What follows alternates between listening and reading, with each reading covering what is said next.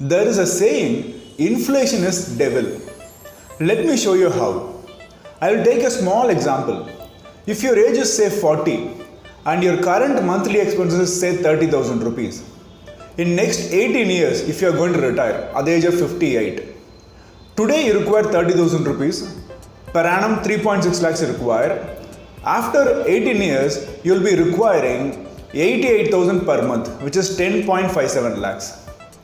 So if you require 10.57 lakhs inflow, you should have a corpus of 1.76 crores. Can you understand this? So that is the requirement for your retirement.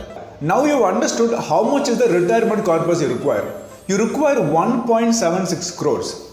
So to achieve this 1.76 crores in 18 years, you have to invest monthly 23,000 rupees through SIP in mutual funds at the rate of 12%. So 23,000 looks difficult, right? So let me give you an easiest option. See, you do with a SIP top-up option.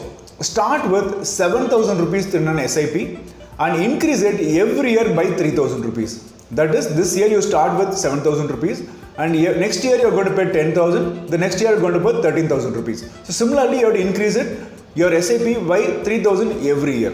By doing this, you will be investing totally 70 lakh rupees and you will be getting 1.8 crores.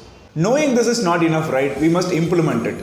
So where do you implement it? Will you implement it in LIC policies or any other private insurance companies or in fixed deposits? If you want double-digit returns, say 10% plus, you have to invest in through mutual funds or in stocks. I am Nivas Narasimhan. I am a mutual fund distributor and a NSE trainer. Now, to understand which will be the best fund for you and how long you should invest, please click the below button and enter your details. Our team will contact you and will be able to guide you the right investment product for you.